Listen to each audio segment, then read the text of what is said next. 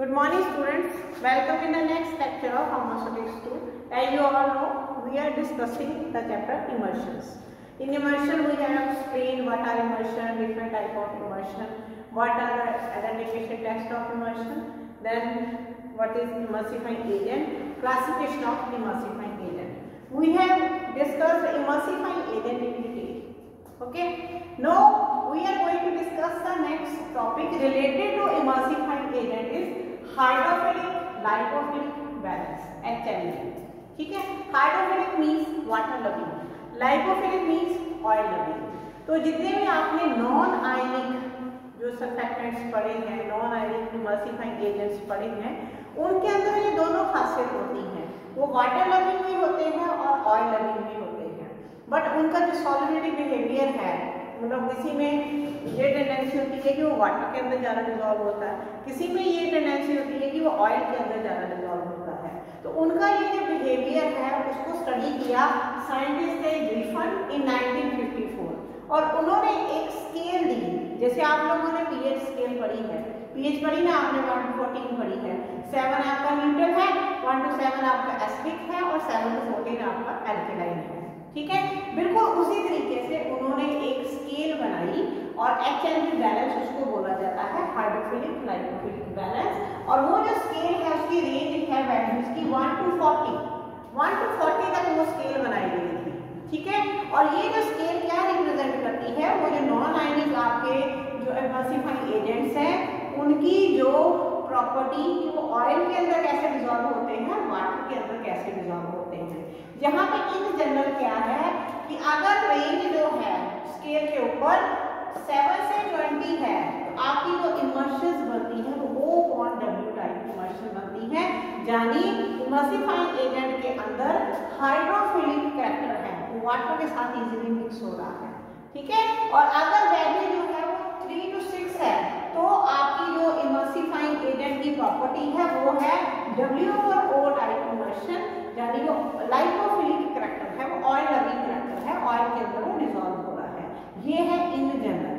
ठीक है, हर emulsifying agent non ionic है या आपने जो भी चाहे प्लांट ऑर्गेनिज्म के पढ़े हैं, उन सारों को कोई ना कोई वैल्यू असाइन की गई है और उस वैल्यू के हिसाब से आप लोग डिसाइड करते हो कि जैसे आपने कोई इमर्शन बनानी है, आपने O/W इमर्शन बनानी है, उसके अंदर आप कौन सा इमल्सिफाइंग एजेंट डालोगे.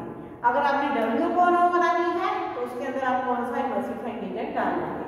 ठीक है, तो एक प्रॉपर स्केल का सिस्टम दिया गया है जो आपके इमल्सिफाइंग एजेंट के हाइड्रोफिलिक और लाइपोफिलिक कैरेक्टर को रिप्रेजेंट करता है.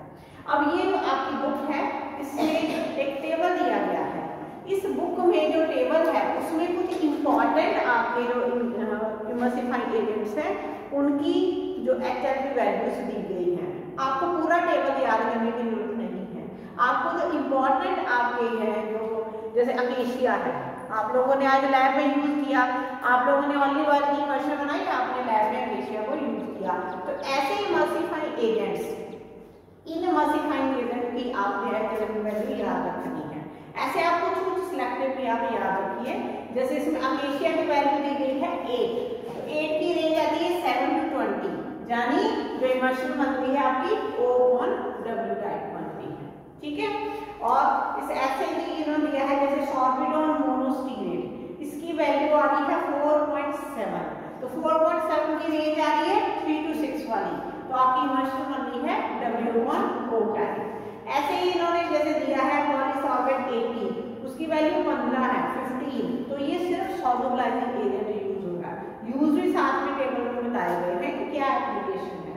अब जैसे सोडियम लोराइड सल्फेट, उसकी हाईएस्ट वैल्यू होती है 40, जो रेंज 1 to 40 में 40, तो ये इमल्सिफाइंग एजेंट यूज होता है O/W टाइप इमल्शन में. मैंने आपको पहले भी बताया है कि शेविंग क्रीम वगैरह भी ये डलता है सोडियम लोराइड सल्फेट, वहां पे O/W टाइप इमल्शन होगी. आप रीजन समझ सकते हैं कि शेविंग क्रीम को आपने स्किन में से वॉश करना है, आपने स्किन के ऊपर लगाई, तो अगर आपकी जो आपकी शेविंग क्रीम है उसके अंदर इमल्शन की टाइप O/W होगी तो वाटर के साथ वो इजीली वॉश आउट हो जाएगी. ठीक है, तो इसलिए हम उसमें सोडियम क्लोराइड सल्फेट डाल रहे हैं. ऐसे ही है ट्रगाकांत की वैल्यू है 13.2 और ये भी इमल्सिफाइंग एजेंट यूज हो रहा है इन O/W टाइप इमल्शन। ठीक है, ऐसे ही है ट्राइएथनॉल अमीन ऑलिएट, इसकी वैल्यू है 12 और ये यूज हो रहा है O/W टाइप इमल्शन के अंदर इमल्सिफाइंग एजेंट। तो आप इस टेबल में से कोई 3-4 इंपॉर्टेंट इमल्सिफाइंग एजेंट जो हम रूटीन में यूज करे हैं, जैसे सोडियम बोराइल सल्फेट हो गया आपका, जैसे अकेशिया हो गया, ट्रगाकांत हो गया, पॉलीसॉल्वेट की कोई भी आप कंसंट्रेशन, तो इनको आप एज एग्जाम्पल साथ में लिखेंगे। ठीक है, 4 नंबर पे आपका क्वेश्चन आता है हाइड्रोफिलिक लाइपोफिलिक बैलेंस, उसके ऊपर शॉर्ट नोट आता है सेक्शन बी में, 4 नंबर में क्वेश्चन आता है।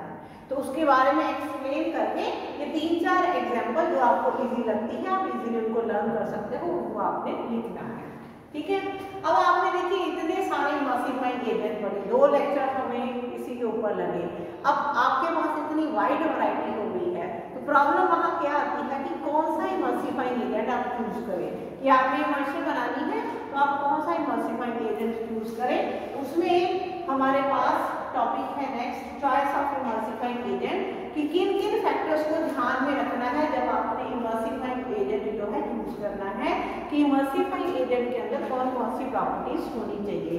तो फर्स्ट प्रॉपर्टी जो आप जानते हैं बेसिक, कि capable of reducing interfacial tension between 2 faces, 2 immiscible liquid है, एक ऑयल है और एक वाटर है, उन दोनों के बीच की जो इंटरफेशियल टेंशन है उसको रिड्यूस करने की कैपेबिलिटी इमल्सिफाइंग एजेंट में होनी चाहिए।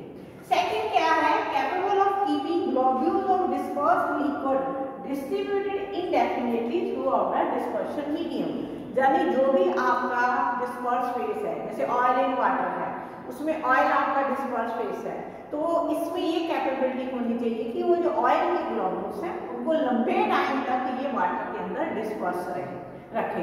ठीक है, ये कैपेबिलिटी इसमें होनी चाहिए।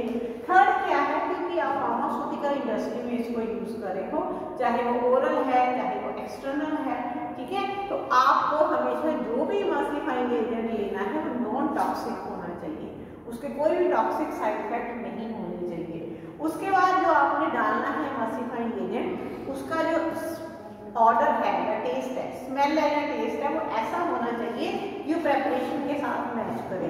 आज आपने जैसे आज ऑलिव ऑयल की बनाई तो आपने अकेशिया यूज किया, अकेशिया ने ना उस प्रेपरेशन के कलर में इंटरफेयर किया, ना टेस्ट में ना स्मेल में इंटरफेयर किया।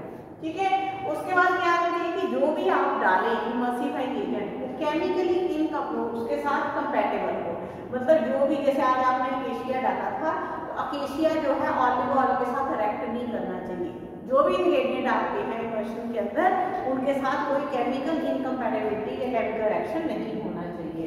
और लास्ट क्या है कि produce and maintain required consistency, कि विस्कोसिटी हम जितनी इमल्शन की चाहते हैं उतनी विस्कोसिटी इमल्शन की बननी चाहिए। ठीक है, ये दिक्कत आपने देखी है, आपने अकेशिया की इमल्शन बना के देखी कि उसकी विस्कोसिटी कम बन गई है, पतली बन गई है वो, इसीलिए ऑयल ग्लोब्यूल्स जो है बड़ी इजीली ऊपर सेपरेट हो जाएंगे और क्रीमी हो जाएगी। तो इसीलिए हम क्या करते हैं कि अकेशिया के साथ हम कॉम्बिनेशन में कोई ना कोई और मिक्स करते हैं साथ में, चाहे ट्रगाकांत है, अगर है, कोई भी हम थोड़ा थोड़ा डालते हैं। ठीक है, तो ये 6 प्रॉपर्टीज हैं जो हमें एक इमल्सिफाइंग एजेंट को डिसाइड करने में हेल्प करती है। अब आपका एक नेक्स्ट इंपॉर्टेंट क्वेश्चन आ रहा है कि प्रेपरेशन ऑफ इमल्शन, इमल्शन आपने कैसे बनानी है, उसके जो मेथड्स हैं, 3 मेथड है इसके लिए। First is wet gum method, second is dry gum method, then is water method. अब ये जो मेथड्स हैं, इन मेथड्स में आप दोनों तरह के ऑयल्स यूज करते हो, फिक्स्ड ऑयल भी यूज करते हो, वॉलेटाइल ऑयल भी यूज करते हो।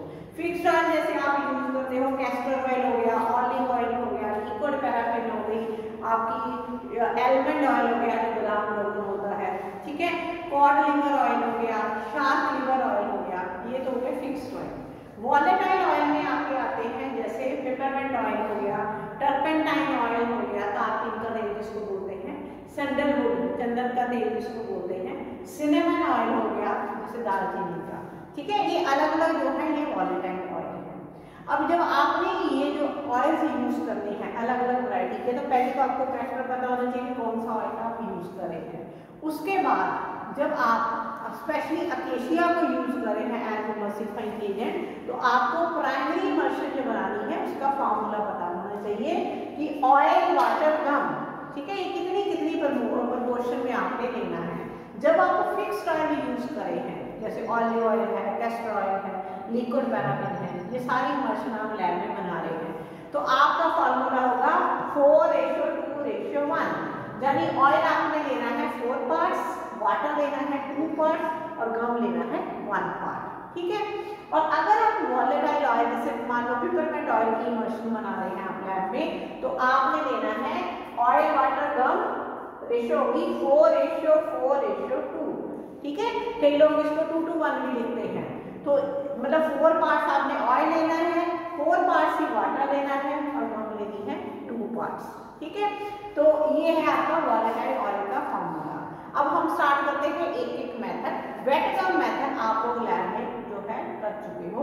तो सबसे पहली चीज कि हम जो लैब में बनाते हैं उसके लिए हम पेस्टल मॉर्टर यूज करते हैं। पेस्टल मॉर्टर आपने हमेशा पोर्सलिन का यूज करना है।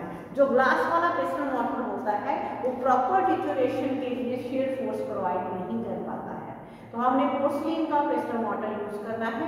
तो जैसे हम मान लीजिए वेट गम मेथड से बना रहे हैं, तो मैंने आपको लैब में भी बताया था, अभी भी बता रही हूँ कि बहुत सिंपल है आपके लिए याद रखना। वेट मीन्स गीला करना, तो हमने गम को पहले गीला करना है वाटर के साथ, ठीक है। विदाउट एनी कंफ्यूजन आप ऐसे इसको लर्न करिए कि हमने पेस्टल मॉर्टर को वॉश किया, ड्राई किया, उसके अंदर हमने जो 1 पार्ट हम अकेशिया लिया, ठीक है, उसको ट्रिचुरेट किया। फिर उसके अंदर हमने जो 2 पार्ट वाटर के थे वो थोड़ी थोड़ी क्वांटिटी में डाल के उसको अच्छे से ट्रिचुरेट किया, आपका बन गया मिश्रिच, ठीक है। तो उस मिश्रिच को फिर आपके उस मिश्रिच के अंदर ऑयल के 4 पार्ट्स आपने थोड़ा थोड़ा करके डाले और ट्रिचुरेट किया, और आप तब तक ट्रिचुरेट करते रहे जब तक आपको क्लिकिंग साउंड नहीं सुनाई देती। जब क्लिकिंग साउंड आ जाएगी तो वो इंडिकेशन होगी कि आपकी प्राइमरी इमल्शन बन चुकी है, ठीक है। फिर ये जो प्राइमरी इमल्शन है इसको आपने रिमेनिंग अमाउंट ऑफ व्हीकल के साथ डाइल्यूट करना है। और अगर मान लीजिए कोई ऐसा सॉल्युबल इंग्रेडिएंट है, मान लीजिए कोई स्वीटनर है, कोई फ्लेवर है, कोई कलर है, वो आपने बाकी के जो बचे हुए व्हीकल है उसके अंदर डिजॉल्व करना है, वो पहले नहीं डालना है। प्राइमरी इमल्शन बनने के बाद जो बचा हुआ व्हीकल होगा उसके अंदर वो इंग्रेडिएंट सॉल्युबल इंग्रेडिएंट आपने डाल के फिर आपने जो वॉल्यूम है वो पूरा कर देना है। तो इस तरीके से बनेगी आपकी emulsion by wet gum method, ठीक है। ये आप लैब में परफॉर्म कर चुके हो। अब आ रहा है आपका dry gum method. Dry gum method में क्या है कि वही आपने पेस्टल मॉर्टर लेना है और उसको वॉश करना है, ड्राई करना है। अब इसमें आपने आपका जो गम है वो डाल दिया 1 पार्ट, ठीक है, फिर उसको आपने अच्छे से ट्रिचुरेट किया। अब इसमें आपने पहले ऑयल डालना है, ठीक है, जो आपने ऑयल ट्रिचुरेट किया था 4 पार्ट्स उसको आपने धीरे धीरे करके डालना स्टार्ट करना है और ट्रिचुरेट करना है। ऐसे आपका गम और ऑयल का मिक्सचर जो है वो तैयार हो जाएगा। अब इसके अंदर आपने वाटर को डालना है, 2 पार्ट्स वाटर, स्लोली स्लोली आपने वो ऐड करना है, ठीक है, और इसको आपने ट्रिचुरेट करते जाना है। कब तक? जब तक आपको क्लिकिंग साउंड नहीं आती है, तब आपकी प्राइमरी इमल्शन रेडी हो जाएगी। और फिर इस प्राइमरी इमल्शन को आपने बाकी के व्हीकल के साथ डाइल्यूट कर लेना है। जहाँ पे भी यही चीज है कि कोई सॉल्युबल इंग्रेडिएंट है वो बाकी के बचे हुए व्हीकल के अंदर आपने डिसॉल्व करके फिर आपने डालना है और अपना फाइनल वॉल्यूम पूरा कर लेना है। तो ठीक है, आपको डिफरेंस समझ में आ गया होगा कि वेट गम मेथड में पहले हम वाटर डालते हैं और बाद में ऑयल डालते हैं। ड्राई गम मेथड में पहले ऑयल डालते हैं और बाद में हम वाटर डालते हैं। अब थर्ड मेथड आ रहा है वाटर मेथड। वाटर मेथड आप किसके लिए यूज करेंगे? आप यूज करेंगे वॉलेटाइल सब्सटेंसेस के लिए। कोई वॉलेटाइल ऑयल्स हैं या कोई ऐसे सब्सटेंस हैं जो लो विस्कोसिटी वाले हैं और वॉलेटाइल नेचर के हैं, उनके लिए हम वाटर मेथड हम यूज करते हैं। आपको पता है volatile substances which evaporate at room temperature, इसलिए हमें उसकी जो इमल्शन बनानी है हम कवर करके बनानी है। तो हम जो वाटर यूज करेंगे, वॉश करेंगे, उसको ड्राई करेंगे। तो उसके अंदर हम पहले क्या डालेंगे? आप देखिए यहाँ पे गम की अमाउंट ज़्यादा है क्योंकि जो आपका वॉलेटाइल ऑयल होता है उसकी विस्कोसिटी कम होती है और वो इवेपोरेट भी जल्दी होता है, तो इससे हमें गम की जो अमाउंट है डबल रखनी पड़ती है as compare to fixed oil.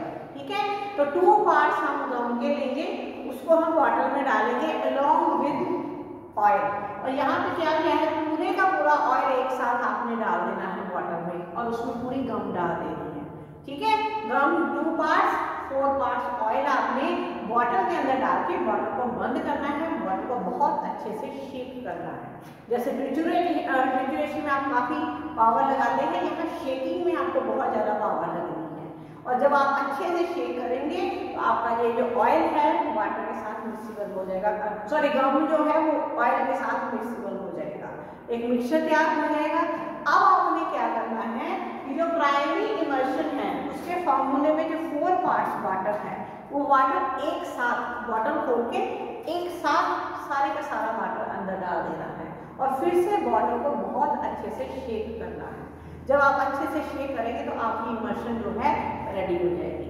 ठीक है, अब क्या करना है, अब आपने वॉल्यूम पूरा करना है। तो वॉल्यूम पूरा करने के लिए थोड़ी थोड़ी अमाउंट में वाटर अंदर डालते रहिए और पूरा वॉल्यूम उसका पूरा कर दीजिए।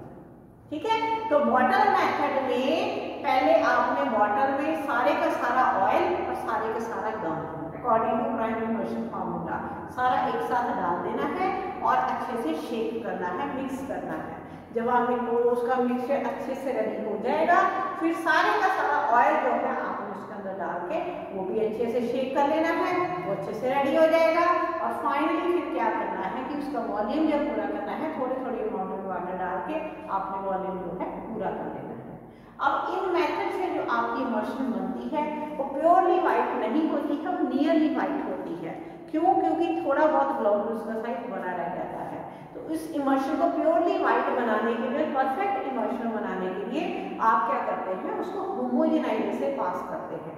फर्स्ट ईयर में आपने अलग अलग टाइप के होमोजेनाइजर पढ़े थे, तो मान लीजिए हैंड होमोजेनाइजर की हम यूज कर रहे हैं। तो इमर्शन को बना के आप होमोजेनाइजर के प्रॉपर वे से पास करिए और साथ में हैंडल को प्रेस करते रहिए। तो आपको पता ही है उसमें नैरो ऑरिफाइस होता है और इनलेट वेल्व से उस नैरो ऑरिफाइस यानी अपर्चर छेद में से जब इमर्शन का ग्लोब्यूल निकलता है तो लार्ज ग्लोब्यूल जो है वो स्मॉल ग्लोब्यूल में ब्रेक हो जाता है। तो उससे आपको बिल्कुल फाइन इमर्शन मिल जाती है जिसका कलर प्योरली वाइट होता है। ठीक है, तो ये 3 मेथड है। एडिशनल मेथड यही है कि आप उसको इमर्शन को बना के होमोजेनाइजर से पास करिए। तो ये है आपका टॉपिक प्रेपरेशन ऑफ इमर्शन। अगर आपको 8 नंबर में या 16 मार्क्स में फुल क्वेश्चन आता है तो तीनों मेथड आपने फुल एक्सप्लेन करने हैं। Thank you.